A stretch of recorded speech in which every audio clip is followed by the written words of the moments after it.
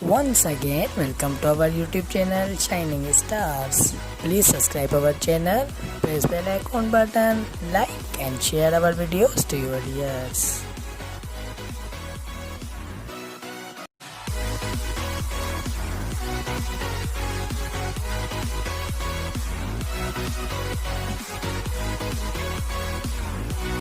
कैसे सॉल्व करने हैं तो क्या करते हैं हम। आप बोलेंगे sir how many methods are we used to find the square root, am I right, कि कितने तरीकों में हम स्क्वायर रूट को फाइंड कर सकते हैं। तो मैं आपको कहूंगा कि we can find square root in the two methods. हम दो तरीकों से स्क्वायर रूट को फाइंड कर सकते हैं, क्योंकि मैंने आज तक जो भी चीज आपको पढ़ाई है वो मैंने कम से कम आपको दो तरीके सिखाए ताकि आपको चॉइस मिल सके कि हमें किस तरीके से ज्यादा इजी लग रहा है और वो तरीका हम अप्लाएं। क्योंकि आपको किसी किस्म की भी कोई जबरदस्ती नहीं है कि आपको ये वाला तरीका आजमा चलाना है, नहीं। जब हमें मैथमेटिक्स से खुद एक चीज की परमिशन देता है कि भाई अगर आप ये मेथड यूज कर सकते हैं तो यू कैन डू, आप कर सकते हैं, क्योंकि वो आपको इजी लग रहा है, आपको आसान लग रहा है तो आप कर सकते हैं। तो इस वजह से मेरी कोशिश रहती है कि मैं आपको एक से ज्यादा मेथड सिखाऊं ताकि आपके पास चॉइस रह सके कि हमें कौन सा मेथड ज्यादा इजी लग रहा है जिसको हमें इस्तेमाल करना चाहिए। सो मैं यहाँ पे भी वही काम करूंगा। तो मैं आपको इसको समझाऊंगा दो तरीकों से, दो मेथड्स में। So we can find square root in two methods and they are following: prime factorization method and also long division method। आप बोलेंगे सर हमने पहले भी इसके बारे में पढ़ा है आपके पहले वीडियोस में। यस, बिल्कुल हमने पढ़ा है। प्राइम फैक्टराइजेशन जो मैं यहाँ पे इस्तेमाल करूंगा वो बिल्कुल सेम होगा जो मैंने पहले वहां पे इस्तेमाल किया था आपकी पहली वीडियोस के अंदर। और लॉन्ग डिवीजन मेथड जो होगा वो हमने पहले दो तरीकों में सीखा था। आज जो हम लॉन्ग डिवीजन मेथड सीखेंगे वो यहाँ पे तीसरा तरीका इस्तेमाल होता है जिसको हम स्क्वायर रूट फाइंड करने के लिए इस्तेमाल करते हैं। तो यहाँ पे मैं चाहता हूं कि find the square root of 16 and 256। मुझे यहाँ पे दो नंबर्स दिए गए हैं जिनके स्क्वायर रूट्स मुझे फाइंड करने हैं। पहला नंबर मेरा ये है और दूसरा नंबर मेरा ये है। एक साथ नहीं करना मुझे दोनों का, मुझे इन दोनों का करना है, मतलब पहले इसका करना है फिर इसका, ठीक है। ये दोनों अलग अलग नंबर थे, मैंने इसलिए नंबर दे दिए हैं इनको। अब मैं 16 को प्राइम फैक्टराइजेशन में कैसे करूंगा, जैसे कि हमने पहले सीखा हुआ है वैसे ही करना है आपको। कैसे प्राइम फैक्टराइजेशन मेथड इस्तेमाल करते हैं मैंने अपनी पिछली वीडियो में दिखाया है। अगर आपने वो वीडियो नहीं देखी तो काइंडली मेरी वो वीडियो देख लीजिएगा। आप बोलेंगे सर कैसे, वो ऐसे कि मैं लिंक नीचे डिस्क्रिप्शन में लाजमी दे दूंगा। ओके, सो आए 16 के फैक्टर्स ढूंढते हैं। 2 8 दा 16, 2 4 दा 8, 2 2 दा 4, 2 1 दा 2। तो यहाँ पे 1 बच गया, तो ये क्या हो गया, फिनिश हो गया। अब क्या करना है मुझे, 16 के फैक्टर्स उठा के यहाँ पे रखने हैं। How many factors are there, there are 4 factors, am I right, and all factors are same, so 2 multiply 2 multiply, so 2 multiply 2 multiply 2 multiply 2। So now we are talking about square root and we know what is a square. A square is two numbers of the same base, am I right? A square is two number of the same base। तो हमें यहाँ पे क्या करना है, हमें यहाँ पे we can find two numbers in the each pair. यहाँ पे से बोल सकते हैं कि we can separate two numbers in the each pair. हमें दो नंबर्स के एक बनाना है, दो दो नंबर्स को सेपरेट करके उसका एक एक पेयर बनाना है, क्योंकि हम बात कर रहे हैं स्क्वायर रूट की। तो स्क्वायर में दो बेसिस आते हैं, तो पेयर्स में भी हर एक पेयर बनने के लिए हमें दो एक जैसे बेसिस चाहिए। आ रही है बात समझ में? तो यहाँ पे एक सवाल राइज होता है, वो सवाल ये वाला राइज होता है कि सर अगर हमें कोई ऐसा नंबर मिल जाता है फैक्टर्स के अंदर जिसमें एक नंबर ऐसा भी होता है जिसका दूसरा बेस नहीं मौजूद, मतलब कि वो एक नंबर है। जैसे कि अगर मैं आपको यहाँ पे कहता हूं कि हमें फैक्टर्स मिलते हैं 2 मल्टीप्लाई 2 मल्टीप्लाई 2 मल्टीप्लाई 2 मल्टीप्लाई 3, तो आप बोलेंगे सर इसका तो पेयर बन गया, इसका तो पेयर बन गया। अब इसका पेयर कैसे बने? क्या हम इसको डायरेक्ट मल्टीप्लाई कर लें? नहीं करेंगे। क्यों नहीं करेंगे?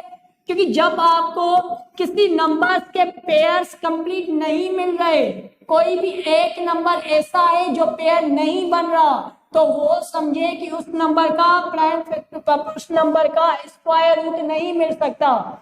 और इसी चीज को हम बोलते हैं अपना, इसको बोलते हैं परफेक्ट स्क्वायर रूट। आपने सुना होगा perfect square root. Perfect square root is also known as square root. और परफेक्ट स्क्वायर रूट उसी को कहा जाता है जिसका स्क्वायर रूट परफेक्ट होना चाहिए, लाजमी होना चाहिए। अगर किसी चीज के, अगर किसी दो नंबर का पेयर हमें नहीं मिल रहा स्क्वायर रूट फाइंड करने के दौरान, तो समझिए कि उस नंबर का स्क्वायर रूट नहीं होगा, क्योंकि ऐसे काफी सारे नंबर्स होते हैं जिनका स्क्वायर रूट नहीं होता। जैसे कि मैं आपको मिसाल देता, मिसाल के तौर पे कहता हूँ 12 का स्क्वायर रूट नहीं हो सकता। कोई भी ऐसा नंबर नहीं है। देखें स्क्वायर रूट कैसे होता है, जब मैं एक जैसे नंबर्स को मल्टीप्लाई करता हूं तो स्क्वायर रूट मिलता है ना मेरा, तभी मुझे स्क्वायर मिलता है। M I right? जब मैं एक जैसे नंबर्स को मल्टीप्लाई करता हूं तो मुझे क्या मिलता है? स्क्वायर मिलता है। तो फिर मैं कहता हूं कि उसका एक नंबर स्क्वायर रूट है 2 to the 4, 3 3 the 9 और 4 16, 5 5 the 25, 6 6 the 36, 7 7 the 49, 8 8 the 64, 9 9 the 81, 10 10 the 100। तो इसमें देखिए आपको 12 नजर नहीं आ रहा है कहीं पे भी, तो 12 का कोई स्क्वायर रूट नहीं हो सकता, क्योंकि कोई भी ऐसे दो नंबर्स नहीं है जिनकी प्रोडक्ट निकाल के हम 12 को निकाल सके। या 15 नंबर ले ले आप, यहाँ पे 15 भी मौजूद नहीं है, या आप यहाँ पे अपना 19 नंबर उठा लें, या यहाँ पे अपना 20 नंबर उठा लें, क्योंकि 20 का भी कोई स्क्वायर रूट नहीं होता। या अपना आप 21 उठा लें, 22 उठा लें, ये काफी ऐसे नंबर्स होते हैं जिनका स्क्वायर रूट नहीं होता। और उसका स्क्वायर रूट हमें ऐसे ही पता चलता है कि इस नंबर का स्क्वायर रूट नहीं है जब हम उसका फैक्टर्स निकालते हैं। तो उस फैक्टर्स में क्या होता है कि कोई एक ऐसा नंबर आता है जिसका पेयर नहीं बनता, तो फिर हम बोलते हैं कि इस नंबर का स्क्वायर रूट हमें नहीं मिलेगा, क्योंकि उसका स्क्वायर रूट नहीं होता। आ रही है बात समझ में? तो ऐसे होता है ये चीज। अब क्या करेंगे? इसका पेयर उठाएंगे और इसका एक पेयर उठाएंगे। पहले आप इसको रेडिकल साइन में बंद करेंगे, क्योंकि ये साइन देना लाजमी, हम इसका रूट फाइंड कर रहे हैं। उसके बाद 16 लिखेंगे। आप इसका एक पेयर लेंगे जिसमें से आप एक बेस लेंगे, फिर मल्टीप्लाई, फिर इसका पेयर में से, आपको पता है कि पेयर में से हम एक बेस उठाते हैं, तो एक एक बेस उठाएंगे। फिर क्या करेंगे? हम इनको क्या करेंगे? मल्टीप्लाई करेंगे। तो 16 is equal to 2 to the 4, तो 4 मेरा क्या बन गया? स्क्वायर रूट बन गया 16 का। आ रही बात समझ में? अब आप बोलेंगे सर लॉन्ग डिवीजन मेथड में कैसे ढूंढेंगे? देखिए लॉन्ग डिवीजन मेथड में कैसे होता है कि आपने पहले ऐसे साइन बनानी है, ठीक है। अब देखें जब हम स्क्वायर रूट की बात करते हैं ना, तो हमारी हर चीज स्क्वायर के तरीके से होती है। कैसे स्क्वायर के तरीके से होती है? वो ऐसे स्क्वायर के तरीके से होती है कि हमें दो दो चीजें एक जैसी मल्टीप्लाई करनी पड़ती है। जैसे कि मैं कहूं कि मुझे 2 की टेबल लगानी है तो मुझे 2 टाइम लगानी है। अगर मैं कहूं कि मुझे 3 की टेबल लगानी है तो मुझे 3 टाइम लगानी है। अगर मैं कहूं कि मुझे 4 की टेबल लगानी है तो मैं 4 टाइम लगाऊंगा। जैसे कि मैंने यहाँ पे लिखा है कि मैं 2 की टेबल 2 टाइम लगाऊंगा, 3 की टेबल 3 टाइम लगाऊंगा, 4 की टेबल 4 टाइम लगाऊंगा, 5 की टेबल 5 टाइम लगाऊंगा, 6 की टेबल 6 टाइम लगाऊंगा, 7 की टेबल 7 टाइम लगाऊंगा, 8 की टेबल 8 टाइम लगाऊंगा, 9 की टेबल 9 टाइम लगाऊंगा, 10 की टेबल 10 टाइम लगाऊंगा और सो ऑन कर दूंगा मैं इसको। और आगे भी मैं ऐसे ही लगाता जाऊंगा, 11 की 11 टाइम, 12 की 12 टाइम, 13 की 13 टाइम। मैं ऐसे नहीं कर सकता कि मैं 2 की टेबल 3 टाइम लगाऊं या 3 की टेबल 4 टाइम लगाऊं, मैं ऐसे नहीं कर सकता स्क्वायर रूट के अंदर, ये चीज ध्यान में रख लें। तो मैं वही मेथड यहां पे भी अप्लाई करूंगा। तो कैसे करूंगा, अब मुझे देखना है कि ये वाला नंबर यहां पे मौजूद है, बिल्कुल मौजूद है, ये देखिए यहाँ पे मौजूद है 16, ये पढ़ा है ना यहाँ पे। तो 16 कैसे आया, जब मैंने 4 को 4 से मल्टीप्लाई किया। तो मैं क्या करूंगा, यहाँ पे 4 लिखूंगा और यहाँ पे 4 लिखूंगा, क्योंकि मैंने 4 को 4 के साथ मल्टीप्लाई करना है, एम आई राइट। और यहाँ पे मैं क्वेश्चन दे दूंगा, क्योंकि डिवीजन के अंदर क्वेश्चन आंसर होता है हमारा, पता है आपको, क्वेश्चन को हम आंसर बोलते हैं। यहाँ पे लिखूंगा और 4 4 द 16 में यहाँ पे लिखूंगा। अब आपने क्या करना है, इन दोनों को मल्टीप्लाई कर माइनस करना है। डिवीजन के अंदर हम माइनस करते हैं ना, तो यहाँ पे भी आपने माइनस ही करना है, मगर यहाँ पे एक एक्स्ट्रा है, वो ये है कि आपने इन दोनों को प्लस करना है। आ रही है बात समझ में? तो इन दोनों को प्लस करेंगे, क्या होगा, 4 और 4 कितना हुआ, 8 हुए, 16 में 16 गया तो 0, जब 0 हमारा रिमाइंडर आया, ये क्या है, हमारा रिमाइंडर है, पहले भी हमने पढ़ा है इसके बारे में, रिमाइंडर है। जब रिमाइंडर 0 होता है तो उसके बाद आगे ये नहीं चलेगा, ठीक है, उसके बाद ये आगे नहीं चलेगा। तो ये मेरा क्या है, क्वेश्चन है, आंसर है। और एक चीज याद रख लें, जब भी हम दो नंबर्स प्लस करते हैं, उसका जो क्वेश्चन आता है, उसका जो क्वेश्चन आता है, जैसे कि 8 का जो क्वेश्चन आया, 4 का क्वेश्चन 4 आया, तो वो क्या होता है, वो उसके सम का क्या होता है, हाफ होता है।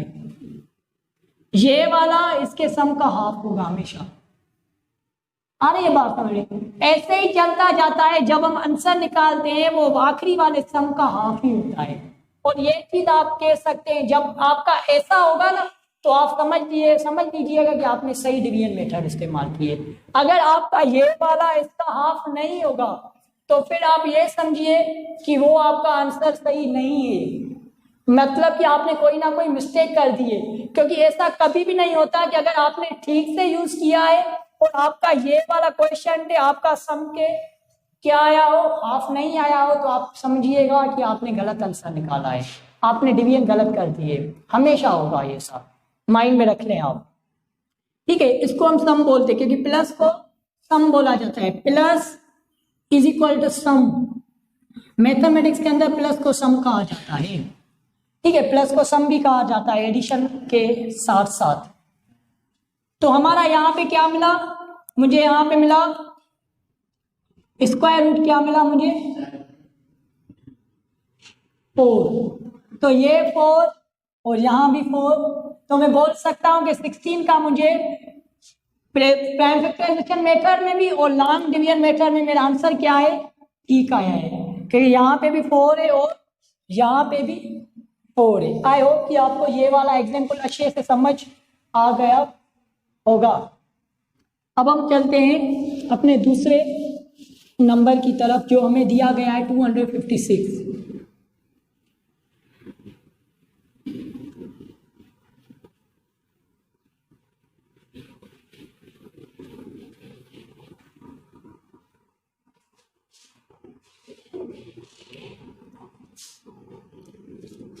तो 200, ये इसको तो हमने फाइंड कर लिया कि इसका स्क्वायर रूट 4 था।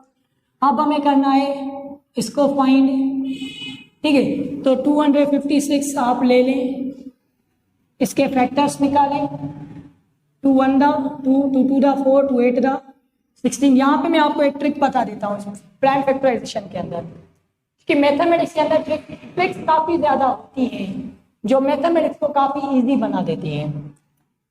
देखें, जब भी आपको एक कोई नंबर मिलता है, जैसे कि 1 3 5 7 9 1 3 5 7 9 1 3 5 7 9 और आखिर में आपको मिलता है 4, ठीक है। अब आप देखें, यहां से देखें तो यहां तक सारे नंबर्स क्या है, ऑड है, और ये वाला नंबर क्या है, इवन है। तो आप जब इस सारे नंबर्स को एक साथ मिला देंगे ना तो ये सारा बन के बन जाएगा इवन।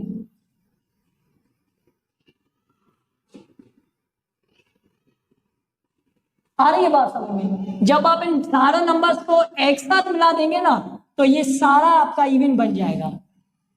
ठीक है, ये सारा क्या बन जाएगा आपका? इवन बन जाएगा।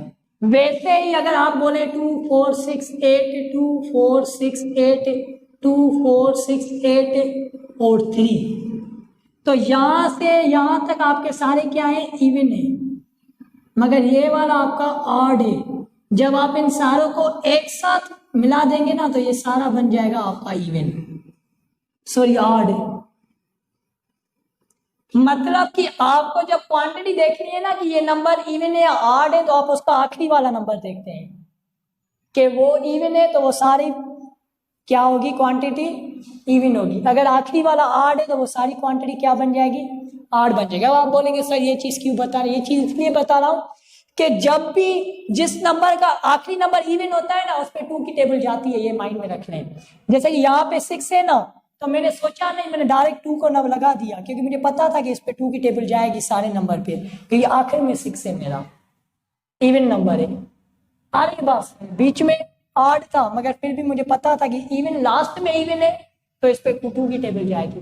वैसे ही अगर यहाँ पे आखिर में हमारा 5 होता, जैसे कि मुझे मिलता 3 4 6 8 3 4 5 ऐसे मिलता, तो आप समझिए कि इस पे यहाँ तो 3 की टेबल जाएगी, 3 और 5, इन दोनों में से किसी एक की टेबल इस पे जाएगी।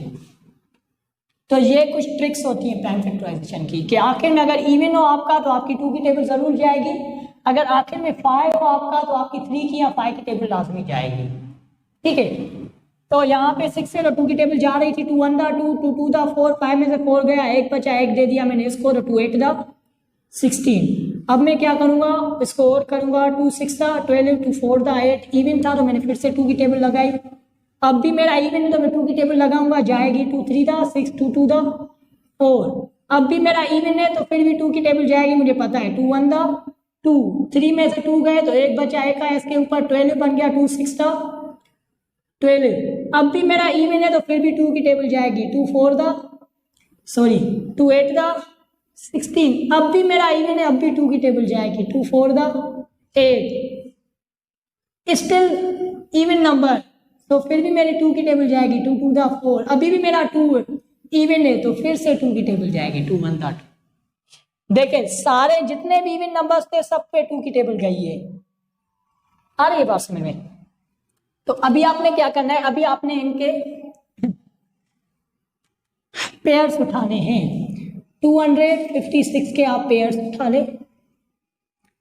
How many factors are pairs? Factor, how many factors are there? There are 1 2 3 4 5 6 7 8 pairs, 8 factors and 8 are same. So आप लिखते हैं 2 2 3 4 5 6 7 और 8। आ रही बात समझ? अब क्या करना है? आपने 2 2 का पेयर बनाना है। इसको आप रेडिकल दे दे, एक ये वाला पेयर, एक ये वाला पेयर, एक ये वाला पेयर, एक ये वाला पेयर। तो आप लिखें 256 is equal to 2 multiply 2 multiply 2 multiply 2। ठीक है, तो 256 is equal to 2 to the 4 4 to the 8 8 to the 16। तो 16 बन गया आपका 256 का स्क्वायर। आ रही है बात समझ में? 16 क्या बन गया आपका? 256 का स्क्वायर रूट। अब डिवीजन, लॉन्ग डिवीजन मेथड में निकालते हैं इसका। 256 का लॉन्ग डिवीजन मेथड ले आओ। देखें यहां पे भी हमने क्या करना है कि 2 2 के पेयर्स बनाने हैं राइट साइड से। राइट साइड कौन सी है हमारी? ये वाली राइट साइड है, एम आई राइट? इसको हम बोलते हैं राइट साइड और इसको हम बोलते हैं लेफ्ट साइड। जो इस तरफ आती है वो लेफ्ट होती है, जो इस तरफ आती है वो क्या होती है? राइट डायरेक्शन होती है, एम आई राइट? तो राइट साइड हमारी कौन सी होगी? ये वाली होगी। तो राइट साइड पे आप क्या करेंगे? 2 2 के पेयर्स बनाएंगे। कैसे? देखिए अगर आपको नंबर्स मिलते हैं, अगर आपको ऐसे नंबर्स मिलते हैं 2 4 6 8 4 6 2 4 5 6 3 4। तो आपने राइट साइड में पेयर बनाने, एक पेयर ये, एक पेयर ये, एक पेयर ये, एक पेयर ये, एक पेयर ये, एक पेयर ये। ठीक है। अगर आप बोलते हैं कि सर यहाँ पे अगर एक नंबर ऐसा होता है जो पेयर नहीं बनता, जैसे कि हमें मिलता है 3 4 6 5 6 3 4 5 6, तो क्या करेंगे आप पीछे से ही पेयर्स बनाएंगे, एक ये वाला पेयर, एक ये वाला पेयर, एक ये वाला पेयर, एक ये वाला पेयर, और जो ये आखिरी नंबर बचता है इसको 0 देकर आप इसका भी पेयर बना लेंगे, क्योंकि आगे वाले 0 की वैल्यू नहीं होती। तो बन गया हमारा ये वाला भी पेयर। तो ऐसे आप पेयर्स बनाएंगे, मतलब कि आपको दो दो नंबर्स के पेयर्स लेने हैं, फिर चाहे वो भले डिफरेंट नंबर, जैसे कि यहाँ पे 5 6 है, जरूरी नहीं है कि 2 2 हो, 3 3 हो, 4 4, नहीं, हमें सिर्फ पेयर लेने हैं यहाँ पे। ठीक है। तो क्या होगा, यहाँ पे हम इसका पेयर लेंगे 2 का, और ये एक नंबर है तो इसको आप 0 देकर इसका भी पेयर उठा लेंगे। आ रही बात समझ में?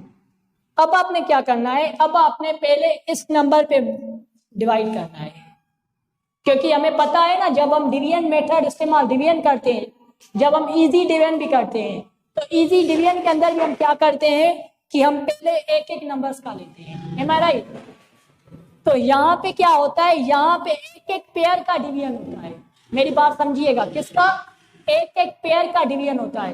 एक पेयर का डिवीजन होता है, उसको माइनस करते हैं, फिर दूसरे पेयर को नीचे लेकर आते हैं, फिर उसको डिवीजन करते हैं, फिर उसको माइनस करते हैं, फिर अगर तीसरा पेयर होता है तो उसको नीचे लेकर आते हैं, फिर उसको डिवीजन करते हैं, फिर उसको माइनस करते हैं, अगर फिर पेयर होता है तो फिर उसको नीचे लेकर आते हैं। इससे हम इसको डिवीजन को चलाते जाते हैं अपना। आ रही है बात समझ में?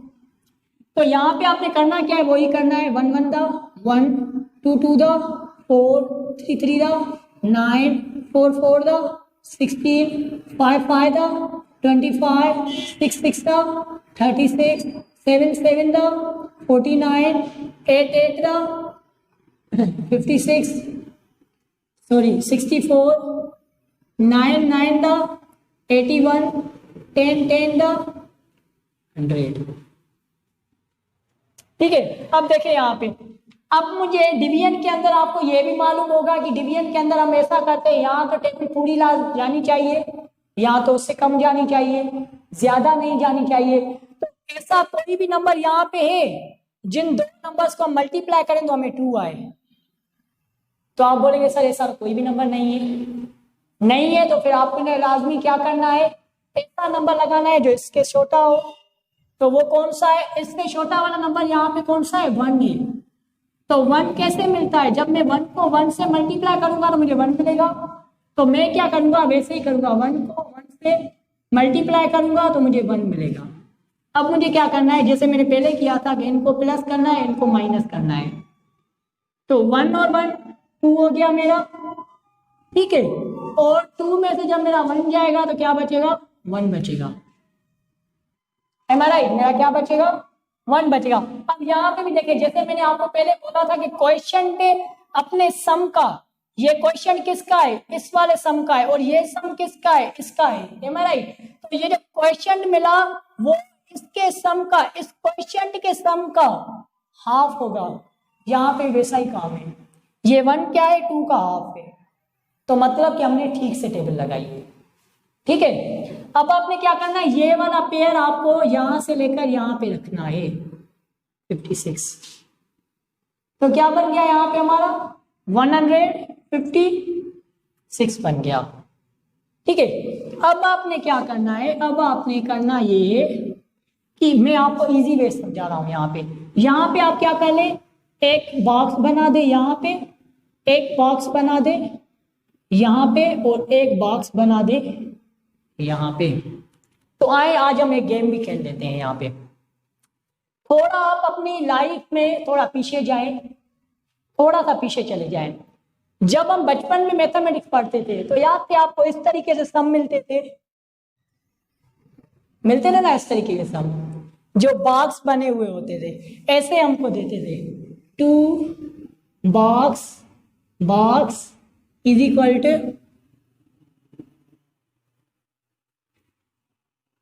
M I right?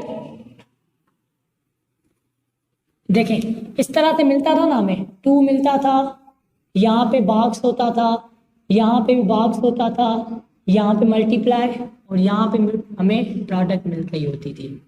M I right? ऐसे हमें मिलता था ना, कभी बचपन में सब मिलते थे, ऐसे हमें मिलते थे ना, तो क्या करते थे हम, थोड़ा ध्यान दिए अपने पास्ट पे, थोड़ा जाइए और थोड़ा सा ध्यान दीजिए।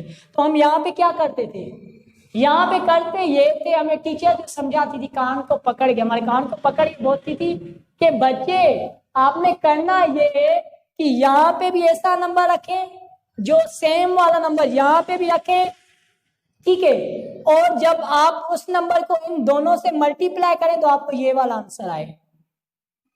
M I right? ऐसे करते थे ना बचपन में, करते थे ना बचपन में से हम।